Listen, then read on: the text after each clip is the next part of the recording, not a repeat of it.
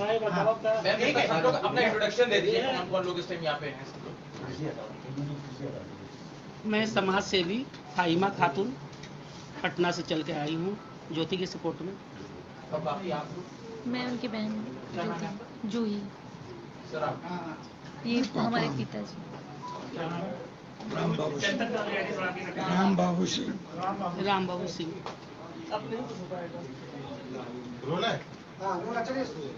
एक सेकंड रुक जाइए, यार लाइव फ्रेम वो कर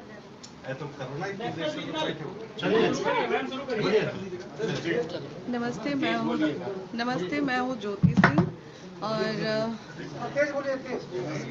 हूँ ज्योति सिंह और आप सभी को मैं प्रणाम करती हूँ। और आज जिस तरीके से जनता एकजुट होकर मेरे साथ खड़ी है, उसके लिए मैं दिल से आभार प्रकट करती हूँ कि आप लोग मेरे साथ इतनी मजबूती से खड़े हैं। और तभी मैं आज इतनी मजबूती से खुद को भी खड़े होके और अपनी बात रखने की हिम्मत दिखा पा रही हूँ।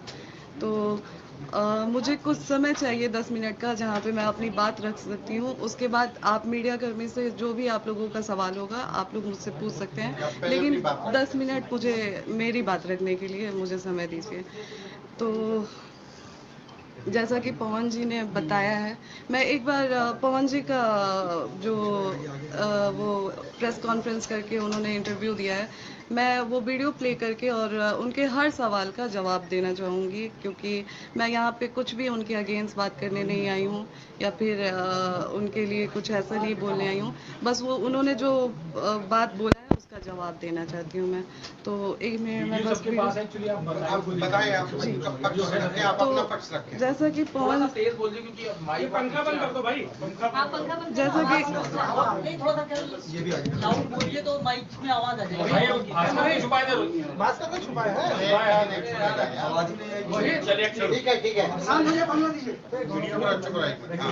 तो जैसा कि आप लोगों को पता है कि 5 तारीख को मैं पवन जी से मिलने उनके आवास पे पहुंची थी। वहाँ पे जब मैं पहुंची तो वहाँ पे कोई पुलिस, जैसा कि उन्होंने बोला था कि पहले से ही पुलिस वहाँ पे उनके भाई द्वारा बोला गया था कि वहाँ पे पहले से ही प्रशासन वहाँ पे थी, तो ऐसा कुछ नहीं था। मैं जब वहाँ पे पहुंची तो पहले हम लोगों ने गार्ड से पूछा, तो गार्ड ने ही हमें मना कर दिया कि नहीं, आपको ऊपर जाना अलाउ नहीं है, मना किया गया है। फिर जब हमने उनसे पूछा तो उतनी देर में प्रशासन आती है, प्रशासन द्वारा बोला जाता है कि आप थाने चलिए, थाने बैठ के बात होगी। मैंने बोला कि नहीं, मैं थाना नहीं जाऊंगी। उसका वीडियो है मेरे पास, पहले मैं आप लोगों को वीडियो दिखाती हूँ। जब सुबह मैं जब पहुंची हूँ वहाँ पे, जब प्रशासन आई थी वहाँ का, 3rd नंबर वाला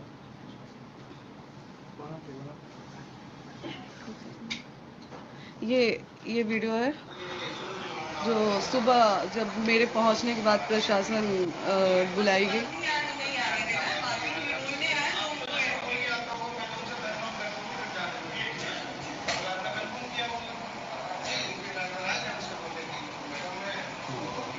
तो वहाँ भी प्रशासन बुला के मेरे साथ बदतमीजी किया गया वहाँ पे भी। और पवन जी बोल रहे हैं कि जब मैं रूम में चली गई उसके बाद प्रशासन बुलाई गई, और ऋतिक जी कह रहे हैं कि हम लोगों ने पहले से प्रशासन सुबह से ही वहाँ पे प्रेजेंट थी। तो पहले तो आप इन दोनों लोगों के बात में ही फर्क समझ जाइए आप लोग कि दोनों भाई लोग अलग अलग बात कर रहे हैं। और दूसरी बात कि चुनाव को लेके कि इतना आप गिर गई, तो चुनाव को लेके मैं गिरी। मैंने उसके बाद भी एक वो डाला कि पोस्ट डाला कि अगर आप मुझे पत्नी रूप में स्वीकार करते हैं तो मैं आज भी चुनाव लड़ने के लिए मना कर रही हूँ और मैं चुनाव नहीं लड़ूंगी। मैं यहाँ तक भी बोल रही हूँ कि अगर आप मुझे बोलेंगे कि आप अपने परिवार से रिश्ता खत्म कर दीजिए, आपके साथ अगर आप मेरे साथ ये भी कंडीशन रखते हैं कि आप अपने परिवार से नहीं मिलेंगी, आप अपने मायके नहीं जाएंगी, तो मैं वो भी करने के लिए तैयार हूँ। चुनाव नहीं लड़ेंगी, मैं वो भी करने के लिए तैयार हूँ, लेकिन शर्ते कि आप मुझे पत्नी के रूप में स्वीकार करिए तब। और चुनाव की बात तो आप लोग ही बताएं कि 15 साल से पार्टी में स्टार प्रचारक के रूप में पवन जी ने काम किया है। 15 साल में उन्होंने अपने लिए टिकट नहीं, वो खुद के लिए टिकट नहीं ले पाए, तो मैं किस मुंह से जाऊंगी उनसे ये कहने कि आप हमें टिकट दिलाइए भाजपा से।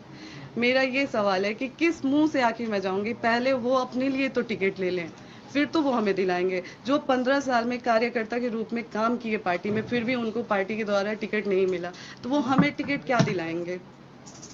और बच्चे की बात रही कि बच्चे के लिए वो तरस रहे हैं, तो जो इंसान बच्चे के लिए तरसता है वो दवा नहीं खिलाता है अपनी पत्नी को। मुझे हर बार दवा खिलाया गया। अब बहुत सारी चीज़ें मैंने आज भी मीडिया में नहीं रखी थी, लेकिन आज पवन जी ने मुझे मजबूर कर दिया है। मैं पवन जी को बदनाम नहीं कर रही हूँ, मैं बस अपना पक्ष रख रही हूँ। खुद के बारे में जो चीज़ें हैं वो मैं आज मीडिया में रख रही हूँ। पवन जी द्वारा मुझे जब दवा खिलाया जाता था, उस चीज़ के विरोध में जब मैं बोलती थी, तो मुझे इतना टॉर्चर किया गया कि मैंने स्लीपिंग पिल्स खा लिया था, नींद की गोली, उस समय उनके भैया रानू भैया जी थे, और उनके टीम मेंबर में से दीपक भैया थे, बिक्की जी थे। रात के 2 बजे वो लोग मुझे उठा के हॉस्पिटल ले गए और वहाँ पे मेरा इलाज हुआ। हॉस्पिटल का नाम मैं आपको दिखाती हूँ। कौन सी दवा देते थे ज्योति जी, बता सकती हैं क्या? जी वो जो गर्भपात का दवा खिलाते थे मुझे।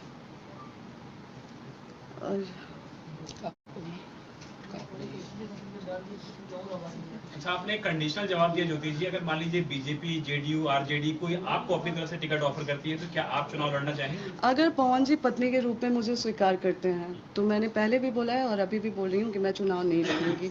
और अगर पवन जी मुझे पत्नी के रूप में स्वीकार ही नहीं करते हैं तो आज मैं भी समाज से पूछना चाहूँगी, क्या मुझे जीने का हक नहीं है? अगर पत्नी के रूप में वो मुझे स्वीकार करते ही नहीं है तो मैं कहाँ जाऊँ? क्या मैं अपने लिए खड़ी नहीं हूँ? क्या मैं एक ऐसी औरत बन के रह जाऊं कि लोग मुझे देख के ये सोचे कि मैं हार गई अपनी चीज़ों से? आज मुझे कई महिलाएं देख के उनको हिम्मत मिल रही है, कई महिलाएं मेरे लिए खड़ी हैं। आप चुनाव लड़ेंगे पवन सिंह के खिलाफ? अगर वो पत्नी, अगर ये मौका मिलता है तो आप चुनाव लड़ना चाहेंगी उनके खिलाफ? आप लड़ेंगे, उनके खिलाफ लड़ेंगी? बात चुनाव की है ही नहीं। देखिए मैं उन्होंने तो पूरे बात चुनाव पे ही डाल दी है जी, उन्होंने कहा कि चुनाव की वजह से आप एकदम से अगर वो अपनापन पत्नी दिखा के रूप में स्वीकार नहीं करते हैं तो मेरे पास फिर कोई रास्ता ही नहीं है। चुनाव चुनाव लड़ेंगे? लड़ूंगी जी। किसी से बात चल रही है आपकी? किसी पार्टी से? कौन देगा टिकट? फिलहाल देखिए अभी तो कुछ टाइम से मैं यहीं पे हूँ, तो मेरा जो भी बातचीत हो रहा था वो अभी फिलहाल इन सब चीज़ों में इतनी बुरी तरह से मैं वो हो गई हूँ कि अभी फिलहाल मेरी किसी से कोई बातचीत नहीं है। नहीं, मेरा इंटेंशन ये नहीं है कि मुझे पवन जी के खिलाफ लड़ना है। बाकी पार्टी मुझे जहाँ से अगर लड़ाती है या फिर पार्टी टिकट देती है तो फिर जैसा पार्टी का आदेश होता है वैसे ही कौन सी पार्टी? जी मैंने बोला कि इतने टाइम में मेरी थोड़ी सी पार्टी से संपर्क टूट गई है जहाँ पे बात चल रही है। किस पार्टी से संपर्क था? जी मैं अभी उस पार्टी का नाम एक्सपोज नहीं करना चाहती सीट कौन सी है? सीट कौन सी है? काराकाट जहाँ से मैंने बोला तो कि जहाँ से पार्टी मुझे मौका देती है वहाँ से मैं चुनाव लड़ूंगी। काराकाट में आपको देखा गया है ना लगातार जनता से संपर्क करते हुए, जी। तो क्या वो सीट आप सबसे ज्यादा प्रेफर कर रही हैं? जी बिल्कुल, मैं जहाँ पे बैठी हूँ वहाँ पे मैंने काराकाट के लिए ही मांग की है, क्योंकि लोकसभा चुनाव में पवन जी जब लोकसभा चुनाव लड़े थे उसके बाद पवन जी एक भी बार वहाँ पे नहीं गए। लोगों की उम्मीद, जो 2,75,000 लोगों ने उनको वोट दिया था, उन लोगों की भी इमोशंस के साथ खिलवाड़ हुआ। और आप मुझे ब्लेम किया जा रहा है कि आप राजनीति के लिए ये सब कर रही हैं। राजनीति के लिए तो आप इतने गिर चुके हैं कि आज आप जो 2,75,000 लोगों ने आपको वोट दिया है आप उनके भी नहीं हुए। आप अपनी पत्नी का तो छोड़ दिए, आप तो किसी के नहीं हुए। तो चुनाव के लिए, राजनीति के लिए मैं गिर रही हूँ या आप गिर रहे हैं? आप दोनों में दूरियां क्यों बनी? कुछ अगर आप मतलब क्यों वो एक्सेप्ट नहीं कर पा रहे हैं? ये सवाल तो आप लोग पवन जी से पूछें। और एक और चीज जो पवन जी ने बोला है कि जब मामला कोर्ट में है, तो एक सवाल आज लोगों से, जनता से मेरा भी है। मैं चाहूंगी कि जनता ये सवाल मेरे तरफ से पवन जी से करे, क्योंकि मेरे किसी भी सवाल का जवाब तो पवन जी दे नहीं रहे हैं। मैं कुछ भी पूछ रही हूँ तो वो बोल नहीं रहे हैं। तो शायद जो जनता में आके वो बात कर रहे हैं, तो एक सवाल मैं चाहूंगी कि जनता मेरे तरफ से पूछे, और मैं आग्रह करूंगी जनता से कि एक सवाल मेरे तरफ से जनता द्वारा पूछा जाए कि क्या जब वो लोकसभा चुनाव में मुझे बुलाए थे उस समय कोर्ट में मामला नहीं था? क्या जब दोबारा मेरे मांग में सिंदूर डाला गया उस समय कोर्ट में मामला नहीं था? क्या दोबारा जब पति पत्नी की तरह मुझे रखा गया उस समय चुनाव में मामला नहीं था? क्या जब लोकसभा चुनाव से पहले पवन जी मुझे अपने फ्लैट पे लेके गए उस समय कोर्ट में मामला नहीं था? क्या जब दोबारा पवन जी चुनाव के बाद मुझे 20 दिन 25 दिन लाके अपने घर में रखे हैं उस समय कोर्ट में मामला नहीं था? और रही बात पति को याद करने की, आज मैं पति को याद कर रही हूँ, तो मैं आज से उनसे संपर्क करने की कोशिश नहीं कर रही हूँ, मैं बहुत पहले से संपर्क करने की कोशिश कर रही हूँ, लेकिन कभी उनके भाई द्वारा दुत्कार दिया जाता है, कभी उनके मतलब उनकी फैमिली से भी मैं कांटेक्ट, पवन जी से मेरी बात होती नहीं है, पवन जी मेरा फ़ोन उठाते नहीं है, और मैं किसी और से बात करने की कोशिश करती हूँ तो वो लोग मुझसे इस तरीके से बात करते हैं। मैंने कई बार कोशिश किया था बात करने की पवन जी से, आज से नहीं बहुत टाइम से मैं कोशिश कर रही हूँ, लेकिन पवन जी मुझसे बात नहीं करते थे और ये रहा। मतलब आप लगातार उनसे संपर्क करना चाह रही हैं? जी, ये गलत बात है कि मैं चुनाव के टाइम उनसे संपर्क करने की कोशिश कर रही थी, मैं बहुत टाइम से उनसे बात करने की। हाँ, जब लोकसभा चुनाव के पहले हमारी कोई बातचीत नहीं थी, उस समय मैं भी संतुष्ट हो गई थी कि पवन जी ने मुझ पे डाइवोर्स फाइल कर दिया है। और पहले तो मैं ये क्लियर कर दूं लोगों से कि डाइवोर्स हमारे तरफ से नहीं फाइल हुआ है, डाइवोर्स पवन जी की तरफ से फाइल किया गया है। डाइवोर्स का केस पहले पवन जी ने डाला है, हमारे तरफ से नहीं हुआ। हमारे तरफ से शुरू से ही मैं लगी थी कि अपना रिश्ता बचा लूँ। हाँ, जब डाइवोर्स फाइल हुआ था तो मैं मुझे भी हो गया कि चलो, मैं उस समय शांत हो गई कि उन्होंने डाइवोर्स फाइल कर दिया, वो नहीं रखना चाहते हैं, तो कब तक मैं ये चीज़ों को वो करूँ, कब तक मैं झेलूँ, तो मैं शांत हो गई थी। लेकिन दोबारा जब ये लोकसभा चुनाव में बुला के मुझे यूज किया गया, मेरे मांग में सिंदूर भरा गया, तो क्या मेरा कोई मान सम्मान नहीं है? क्या औरत की कोई इज्जत नहीं है? क्या औरत सिर्फ एक इस्तेमाल की चीज़ बन के रह गई आज समाज के लिए, कि जब आपको ज़रूरत पड़ेगा आप औरत को बुलाएंगे, मांग में सिंदूर डालेंगे, पति पत्नी का संबंध बनाएंगे और फिर चुनाव के बाद फिर छोड़ देंगे ये कह के कि कोर्ट में मामला है? ये कहाँ से इंसाफ है और ये कहाँ का इंसाफ है? आज पवन जी कह रहे हैं चुनाव के टाइम, तो छोड़े तो आप भी थे हमको चुनाव से पहले, तो फिर चुनाव के टाइम आपने क्यों याद किया? राजनीति के लिए मैं गिरी हुई हूँ या आप कर रहे हैं काम? और रिकॉर्डिंग, एक सेकंड बस, एक रिकॉर्डिंग इनके, मैं उनके घर पे जब जाने की बात करती थी तो ये उनके भैया रानू जी हैं, उनका ये भैया, ये अम्मा क्या स्टेटमेंट दी है बताइए तो। क्या चीज? कि पैसे पूछे हैं लोग कि ज्योति क्यों नहीं आई, तो बोलेंगे कि पैसे, ज्योति को बस पैसा लेना था, पैसा लेके कितना पैसा दिए हैं लोग हमको? कब बोलोगे? कल रात में कहा? हाँ, कितना पैसा आप बताइए कि इलेक्शन में कितना पैसा हमको दिया गया था? गाड़ी की बात है तो गाड़ी हम मांगे थे, कहीं दिखा दे पवन सिंह की हम उनसे गाड़ी मांगे हैं? वही तो बात हमें। एक और चीज बताइए भैया, चलिए आप समझदार है ना, आप बताइए कि जब तक मैं पवन सिंह की वाइफ हूँ, क्या पूरा पवन सिंह का मेरा नहीं है? आज अगर घरों पे हम आके रहना चाहे तो कोई हमको निकाल देगा? अब तू क्या करबो ना करबो हम क्या जानते हैं भाई, लेकिन जब कोर्ट में तलाक के केस चलता है तो कोर्ट में भैया सुनिए, वकील हक नहीं जावे क्या? अरे भैया आपसे बात, अरे पागल, हम जो तू कहता है कानून में कोई ऐसा नियम ही नहीं है। बात हम कह रहे हैं भैया, नहीं, कानून में कोई ऐसा नियम नहीं है। यही नियम है कि जब तक तलाक नहीं होता है तब तक आप जाके अपने नहीं, जब कोर्ट में जब तलाक के केस चल रहा है भैया, हम आ जाए, आप लोग रोक लेंगे हमको? आइए, हम आ जाए, रोक लेंगे हमको? हाँ आइए ठीक है, आप रोक लेंगे ना हमको? अरे मैं धारा ना यार, फालतू मत बोलो धारा। ज्योति इतना काम है, बात हमारे से मत करो, ठीक है ना? फोन मत काटिए आप क्यों नहीं काटे हैं? क्यों काटे? किसकी बात बताइए आपकी और जी, ये ये पवन जी के बड़े भैया रानू जी से मेरी बात हुई थी, तो जब मैंने आने की बात किया तो ये लोग हमेशा मुझसे बहुत गंदे तरीके से बात करते थे, मुझसे हमेशा मुझे धमकी वमकी देते थे लोग कि आके दिखा दो, फिर हम लोग दिखाएंगे, ऐसे वैसे रिकॉर्डिंग। और हॉस्पिटल, जिस हॉस्पिटल में मैंने नींद की गोली खाई थी, उसके बाद रानू भैया के द्वारा वहाँ पे पवन जी के पहले की टीम में से दीपक भैया जी थे, रानू भैया जी थे और बिक्की जी थे। हॉस्पिटल का नाम ये हॉस्पिटल है जिसमें मुझे 2 बजे रात को ले जाके इलाज करवाया गया। मैं कौन सा हॉस्पिटल है? बेले व्यू मल्टी स्पेशलिस्ट हॉस्पिटल। कहाँ का हॉस्पिटल है? ये हॉस्पिटल आपका शहर बता दीजिए। शहर मुंबई का है, अंधेरी का जी। इसमें सारे डिटेल हैं, अगर आप लोगों को पीछे से भी पवन चाहिए। जी कह रहे हैं कि 1.5 घंटा फ्लैट पर आप लोगों की बातचीत हुई, क्या बातचीत हुई? वो तो कह रहे हैं कि हमने बातचीत करने के बाद फ्लैट से बाहर गए थे। पहली बात तो पवन जी ने बोला कि 1.5 घंटे बातचीत हुई। उससे पहले जो उनके भाई ऋतिक जी इंटरव्यू में आए थे, उन्होंने बोला कि लगातार मैंने टिकट की बात की, जबकि आज पवन जी का स्टेटमेंट अगर आप लोग देखते हैं तो ऋतिक जी के स्टेटमेंट से बिल्कुल अलग स्टेटमेंट है पवन जी का। तो आप लोग ही डिसाइड करें ना कौन सच कौन झूठ बोल रहा है। मैं तो सामने मीडिया के बैठ के पवन जी को बोल रही हूँ कि एक बार आप भी बैठ जाइए, हम भी बैठ जाएं। जैसे आपने अकेले प्रेस कॉन्फ्रेंस किया, साथ में बैठ के एक बार कर लीजिए। हम कौन गलत कौन सही, आप मुझसे सवाल करिए।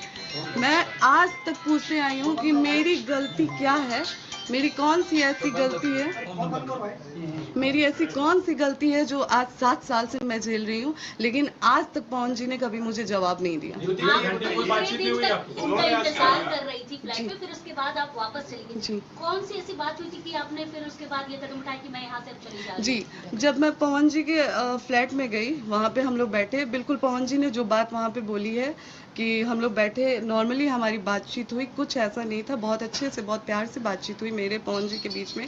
उनके भैया गुड्डू भैया बैठे हुए थे, बगल में ऋतिक जी बैठे थे, उनके एक और दोस्त हैं जो प्रोड्यूसर हैं धनंजय भैया जी, वो लोग बैठे थे, सारे लोग बैठे थे, बातचीत हो रही थी ऐसे ही नॉर्मली, जो जैसा कि उन्होंने बोला कि मैंने रट लगाया था कि मैं नहीं जाऊंगी। उनके भैया, जैसे ही मैं बैठती हूँ, उनके भैया द्वारा कहा जाता है कि आप ज्योति बात करिए और फिर यहाँ से जाइए, आप यहाँ पे रुक नहीं सकती हैं। मैंने बोला कि क्यों नहीं रुक सकती हूँ, क्या मेरे पति का घर है, आप लोग कैसे बोल रहे हैं कि मैं नहीं रुक सकती हूँ? तो नहीं आपको रुकने नहीं दिया जाएगा। हम बोले ठीक है भैया, आप मेरा हाथ पकड़ के बाहर निकाल दीजिए। तो फिर उन्होंने बोला कि देखा ये कोई फालतू बात मत करो, बस बात करो अपन, आइजा से जा। उस समय पवन जी ने एक शब्द नहीं बोला। और फिर चाय पानी वाली बात सच है कि उन्होंने चाय पानी के लिए बोला गया हम लोगों को कि चाय पानी पीजिए, आप लोग आराम से बैठिए। और फिर वहाँ से पवन जी निकल जाते हैं ये कह के कि 1 घंटे की मेरी मीटिंग है, 1 घंटे बाद आता हूँ तो आपसे बैठ के बात करता हूँ। जैसे ही वो वहाँ से निकलते हैं, पीछे से 10 मिनट के अंदर ही प्रशासन आ जाती है। दूसरी बार सुबह से ये दूसरी बार प्रशासन आती है वहाँ पे। दूसरी बार प्रशासन आके, आज जो मैंने वीडियो डाला है, एसएचओ द्वारा मुझे धमकी दिया जाता है कि आप वहाँ से हटिए, नहीं तो आप FIR करा दिया जाएगा अगर आप ज़्यादा वो करेंगी तो क्या आज मैं जनता से पूछती हूँ कि अगर कोर्ट में मामला होते हुए पवन जी मुझे चुनाव में बुला सकते हैं, तो क्या 4 सवाल जो मेरे हैं उसका जवाब लेने के लिए मैं पवन जी के घर पे नहीं जा सकती हूँ? ज्योति जी, एक बात बताइए, लोकसभा चुनाव में जब उन्होंने बुलाया था कि आप खुद गए? नहीं, लोकसभा चुनाव में अगर उसका भी साक्ष्य चाहिए तो आप लोग, मैं अपने इंस्टाग्राम द्वारा डाल दूंगी, क्योंकि अभी वो मेरे मैंने जी, तो वो पवन जी लगातार, मुझे ही नहीं मेरे पिताजी को भी उनका कॉल आता था। और उस टाइम घंटों 2-2 घंटे मेरे पिताजी से बात होती थी कि पापा आपका आजीवन मैं बेटा रहूँगा, आपके लिए आजीवन मैं करूँगा। फिर मेरे लिए साड़ी का मैं पैसा भी दिया गया, मैं वहाँ पे गई तो कि ये साड़ी तुम अपने लिए ले लेना जाके, सारा कुछ किया गया। तो चुनाव में मुझे पवन जी द्वारा बुलाया गया। अच्छा, जितने दिन आप चुनाव में उनके पास थी, पति पत्नी की तरह आप लोग रहते थे कि अलग अलग? जी, शुरुआत में 4-5 दिन हम लोग पति पत्नी की तरह थे, फिर वहाँ पे ज़्यादा भीड़ होने लगी थी, उनके कमरे में लोग आने जाने लगे थे, तो एक दूसरा रूम खुलवाया गया था जिसमें मैं, वो और उनकी अम्मा और मेरी बहन रहते थे। अच्छा, इनिशियल वजह क्या रही आप लोग के बीच में, जो फर्क आया या डिफरेंसेस आए, इनिशियल वजह क्या? सर, वही जवाब आज मैं भी चाह रही हूँ, और वही जवाब के लिए मैं पवन जी से लगातार संपर्क करने की कोशिश कर रही हूँ कि एक वजह हमें भी बता दीजिए कि हमारी गलती कहाँ रही है।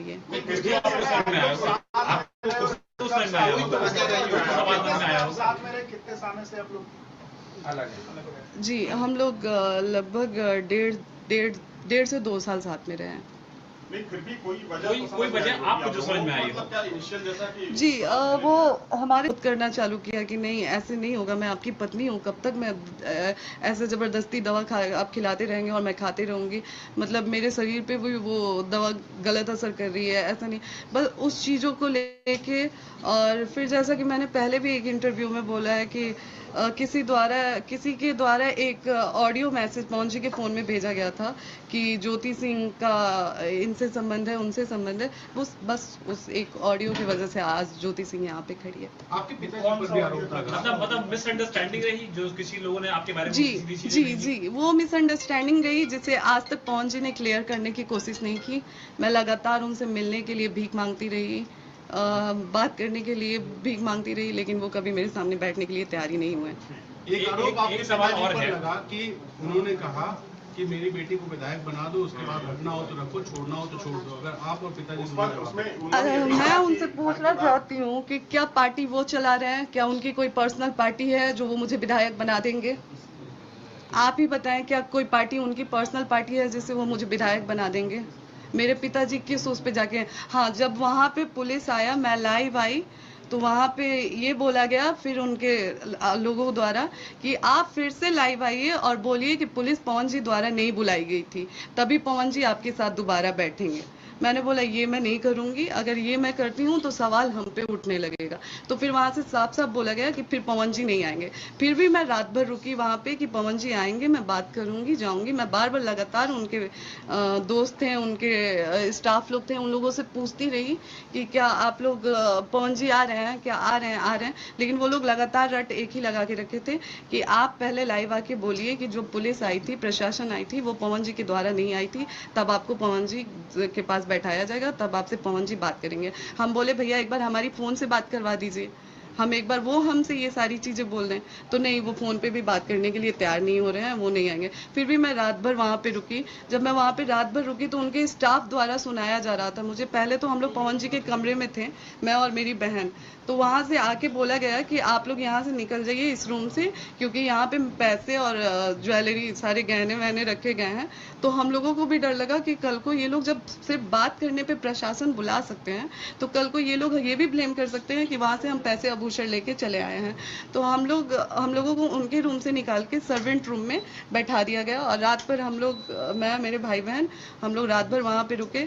दूसरे दिन भी हम लोग शाम तक रुके। फिर भी जब पवन जी नहीं आए और लगातार हम लोगों को इस चीज़ के लिए प्रेशर दिया गया कि लाइव आके आप बोलिए कि प्रशासन पुलिस द्वारा नहीं, प्रशासन पवन जी द्वारा नहीं आई थी, तभी बात होगी। फिर मैंने बोला नहीं, और वहाँ से फिर मैं निकल गई। इस डर से मैं निकली कि कल को ये लोग फिर मुझे आके ये बोल देंगे कि मैं पैसे आभूषण लेके भाग गई हूँ। और मैं निकलते वक्त उनके स्टाफ को खड़ा करवा के अपने बैग का पूरा वीडियो भी मैंने उनके सामने बनाया कि भैया आप लोग खड़े हो जाइए, मैं अपना बैग चेक करवा दे रही हूँ, मैं यहाँ से कुछ लेके नहीं जा रही हूँ, कल को आप लोग मेरे पे उंगली नहीं उठाएंगे। ज्योति जी, एक बात तो आपने कह दी कि कोई ऑडियो मैसेज आया जिसकी वजह से आप लोग की बात आई।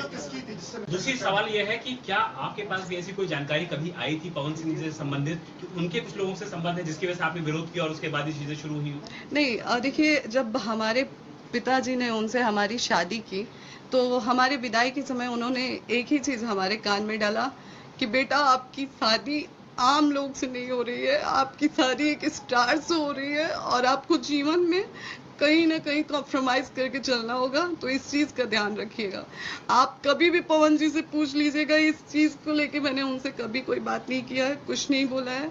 हालांकि बहुत सारी चीजें ऐसी हैं जो, बहुत सारी चीजें एक पत्नी होने के नाते कोई पत्नी नहीं बर्दाश्त करेगी। और मैंने बोला है ना, समय और अगर जरूरत पड़ेगी, एक बार पवन जी अगर लाइव आके बोल देते हैं कि आप मैं नहीं कर पाऊंगा कुछ भी, जो भी चीजें हो, नहीं रह पाऊंगा आपके साथ, आप मेरे लिए मेरे जो भी आपका साक्ष्य वो रख दीजिए, तो मैं रख देती हूँ। कभी आपसे जो नाम आए तमाम रिश्तों को लेकर के, आपने कभी उनको जी नहीं, कभी नहीं।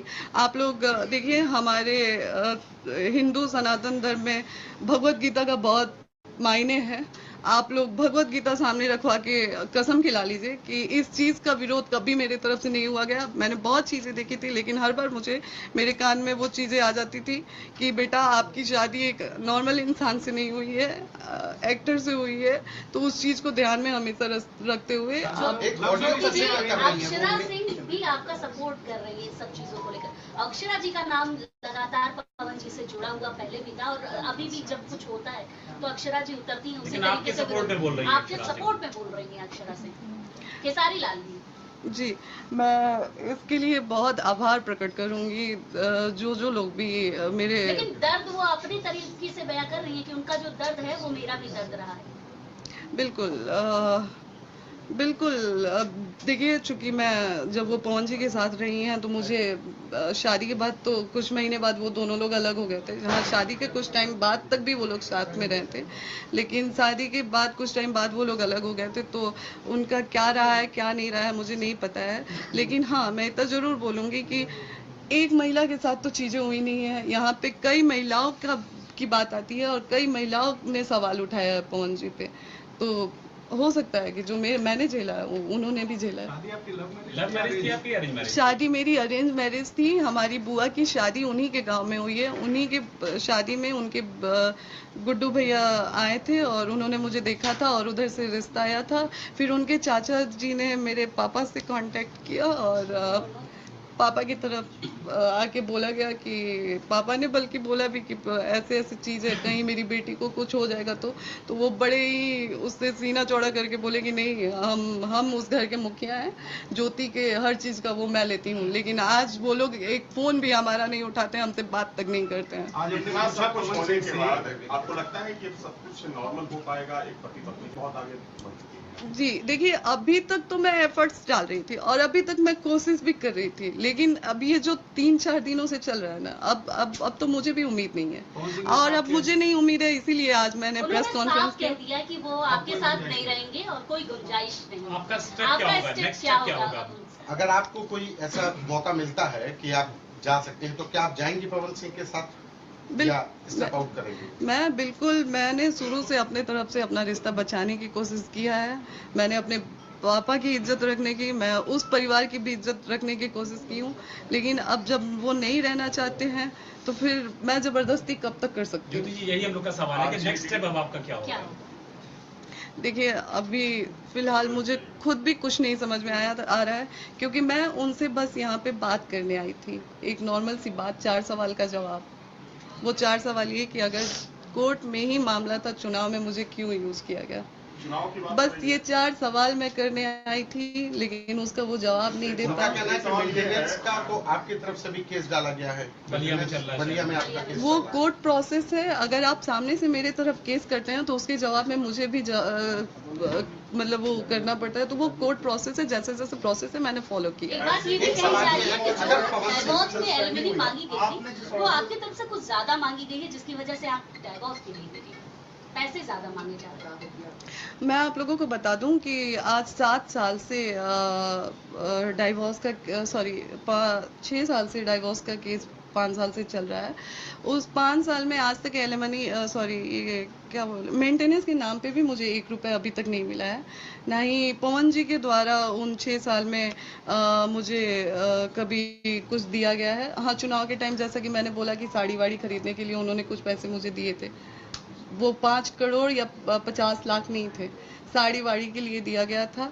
अब शायद उस पैसे की अगर जिक्र होती है कि चुनाव में मैं पैसे लेके गई थी, तो एक बार पवन जी से ही आप लोग पूछ ले कि कितना पैसा नहीं अभी तक मिला? जी नहीं, मुझे मेंटेनेंस नहीं। बातें चल रही हैं बिहार इलेक्शन में कि आरजेडी चाहती है कि आपको डेहरी आंसू की सीट, कुछ बातचीत हुई है क्या आरजेडी से? डेहरी आंसू पर्टिकुलर सीट को लेकर जिक्र हो रहा है। जी देखिए, मैं साल भर से क्षेत्र में मेहनत कर रही थी और जैसा कि सबको पता है कि मैं पार्टी के संपर्क में थी, तो बातचीत हमारी हुई थी। हाँ बिल्कुल, मैं पूरी कोशिश कर रही थी कि बात हो रही थी आपकी? नहीं जी, मेरी उनसे डायरेक्ट बातचीत नहीं हुई थी, लेकिन पार्टी के लोगों से हमारी बातचीत थी जी। अच्छा, ऑडियो का जिक्र कर रही हैं जिससे चीजें खराब हुई, वो ऑडियो क्या थी जिसके बाद ये दिक्कत हुई? आप जिस ऑडियो का जिक्र किसकी ऑडियो थी, मेल थी, फीमेल थी? वो उसमें उस ऑडियो में एक मेल की आवाज़ थी। वो कौन थे मैं ये नहीं जानती हूँ, लेकिन हाँ ये साफ था कि किसी द्वारा वो करवाया गया है। अब किसके द्वारा ये करवाया गया था मुझे नहीं पता है, ये पवन जी बेहतर जानते हैं। उस ऑडियो में ऐसे मतलब था कि ज्योति सिंह के कई सारे लड़कों के साथ अफेयर हैं, ये है वो है जी, इसी वजह से आज ये सारी चीज़। अच्छा, इस दौरान जब 2018 में शादी हुई, 1 महीने के बाद भी दिक्कतें होंगी, जैसा कि इंटरव्यूज में आपके फादर ने कहा है कि दिक्कतें शुरू हो गई थी, तो क्या आपके साथ कभी मारपीट भी हुई? जी नहीं, मारपीट नहीं हुआ था, लेकिन टॉर्चर बहुत किया जाता था। जैसे कभी मैं बहुत सारी चीज़ों से परेशान होकर बालकनी में जाके खड़े होंगी तो वहाँ पे बोला जाता था कि कूद के मर जाओ, अगर इतनी ही परेशान हो हर चीज़ से तो मर क्यों नहीं जाती हो, थोड़ी देर का दर्द होगा फिर सोचो हर चीज़ से तुमको आराम मिलेगा। तो इन सब चीज़ों को इतना मेरे दिमाग में बैठा दिया गया था कि एक टाइम मैंने 25 गोली नींद की गोली खा ली थी 2 बजे रात को, जो कि अभी मैंने बताया तो उनके भैया दीपक भैया जी और बिक्की जी के द्वारा मुझे ले जाया गया था कूदने की बात की, कूद के मर क्यों नहीं जाती है, पवन सिंह कहते हैं। जी जी। उनकी माँ से कैसे रिश्ते आपके थे, क्योंकि उनकी माँ सबसे ज्यादा अपने बेटे को मानती है और बेटा भी उसी तरीके से अपनी माँ को मानता है। जी, पहले भी हमने इंटरव्यू में बोला था कि जब तक हम वहाँ पे थे उनकी माँ से मेरा बहुत अच्छा था, अम्मा बहुत ख्याल रखती थी मेरा, बहुत प्यार से रखती थी मुझे, तो उनके लिए आज भी मेरे मन में कोई शिकायत नहीं है क्योंकि वो एक बेटी की तरह मुझे प्यार दी है जब मैं अपने ससुराल में थी। तो नहीं, अभी के टाइम में उनके फोन में मेरा नंबर क्या कभी उन्होंने आपसे बातचीत में कहा हो कि ये सारी जो चीजें चल रही है ये ना हो, तुम वापस आ जाओ? नहीं ऐसा कुछ? पवन सिंह चुनाव लड़ेंगे और आपको टिकट नहीं मिलता है तो क्या आप उनके क्षेत्र में जाकर के आरजेडी के लिए प्रचार करेंगी जहाँ से चुनाव लड़ेंगे? अगर पार्टी बोलती है तो पार्टी बोलती है देखिए अभी ऐसा कुछ मैंने नहीं सोचा है, वो अगर आने वाले समय में मैं डिसाइड करूंगी कि क्या कैसे क्या होना है, तो वो आने वाले समय में। आप चाहती हैं कि पवन सिंह विधायक हो जाए, टिकट मिले उनको विधायक हो जाए? जी बिल्कुल, मैं तो आए दिन उनको फेवर करती थी, आए दिन मेरी वीडियो में मैंने बोला है कि अभी चाहती हैं कि वो विधायक हो जाए, माननीय हो जाए। लेकिन अगर मान लीजिए आपको एक्सेप्ट नहीं करते हैं तो भी आप चाहेंगे कि वो विधायक बन जाए? मैं देखिए अगर वो मुझे एक्सेप्ट नहीं करते हैं तो फिर मैं उनसे मतलब ही नहीं रखूंगी, वो अपने जीवन में क्या कर रहे हैं क्या नहीं कर रहे हैं वो कुछ भी करें मुझे मतलब नहीं होगा, ना मैं उनको सपोर्ट करूंगी और ना ही मैं उनके बारे में बोलूंगी। जी 2-4 नामों का जिक्र आपने लाइव वीडियो में लिया है, धनंजय सिंह, सुधीर सिंह, उसके अलावा करणी सेना का भी जिक्र कहीं ना कहीं आपकी चीजों में आया है। ये लोग आपके साथ किस तरीके से सपोर्ट में, क्या इनसे बातचीत हुई है? क्योंकि धनंजय सिंह और पवन जी का रिश्ता माना जाता है कि बहुत अच्छा है। देखिए अभी तक तो कोई बातचीत नहीं हुई है मेरी, बस मैंने रिक्वेस्ट किया था कि मैं भी समाज की बेटी हूँ और मुझे भी मेरा अधिकार मिलना चाहिए। मैं बस आज एक समाज से ये पूछना चाहती हूँ कि क्या आज महिला सिर्फ यूज होने के लिए रह गई है? क्या सिर्फ महिलाओं को लाइए, इस्तेमाल करिए और फिर छोड़ दिया जाए? क्या महिलाओं के भावनाओं की कोई कदर नहीं है? मुझे बस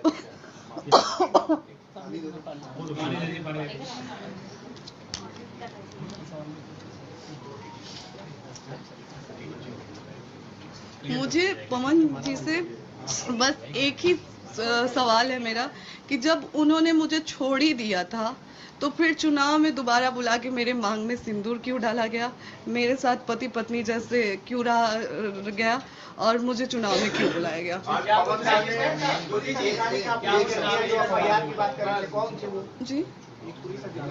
जी उनका नाम उपेंद्र सिंह था ना, शायद उनका नाम उपेंद्र सिंह था, जो मुझे धमकी दे रहे थे कि आज मैंने इंस्टाग्राम पे वो वीडियो भी डाला है, उनके द्वारा मुझे धमकी दिया जा रहा था कि अगर आप नहीं आती हैं तो आप पे FIR कर दिया जाएगा।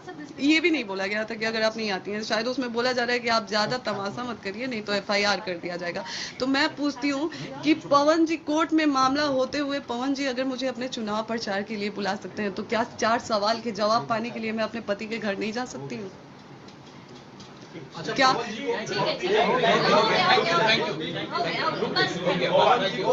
वायु श्रेणी की सुरक्षा मिल गई है, पवन जी को वायु श्रेणी की सुरक्षा मिल गई है। मैं आपको क्या लगता है कि जो जिस पार्टी से अभी वो जुड़े हैं उनको किसी तरह का खतरा हुआ है या आप अपने लिए क्या इस तरह की सुरक्षा की सवाल जोड़ देता हूँ, प्रधानमंत्री नरेंद्र मोदी से, अमित शाह से, JP नड्डा से आप कोई अपील करना चाहेंगे? जी बिल्कुल, मैं एक सवाल भी करना चाहूँगी और मैं एक रिक्वेस्ट भी करना चाहूँगी कि बस मुझे इतना बताया जाए क्या पत्नी जी हमारे आदरणीय श्री नरेंद्र मोदी जी से, हमारे आदरणीय मुख्यमंत्री जी आदित्यनाथ योगी जी से, हमारे आदरणीय अमित शाह जी से, कि क्या एक पत्नी मिलने जाती है पति से, क्या आप लोगों को लगता है कि एक महिला, मुझ जैसी महिला जो आज मैं कहीं की नहीं रह गई हूँ, क्या आप लोगों को लगता है कि मैं पवन जी को इतना हार्म कर सकती हूँ कि उनको ये सिक्योरिटी दी? गई।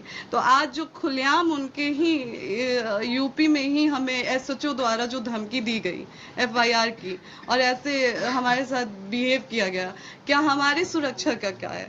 जो पवन जी के फैन द्वारा आए दिन मुझे धमकी मिलता रहता है, तो फिर हमारी सुरक्षा का क्या है? क्या एक पत्नी से उन्हें इतना खतरा हो गया कि उनको सुरक्षा दी गई? तो आज एक औरत होके जो मैं लड़ रही हूँ अपनी लड़ाई, तो हमारी सुरक्षा का क्या है? यूपी की बेटी हूँ मैं, क्या यही बेटी का मान सम्मान है? ठीक है, थैंक यू। एक और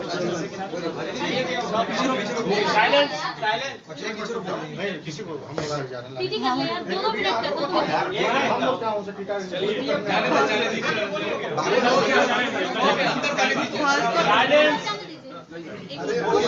हमारे आदरणीय श्री नरेंद्र मोदी जी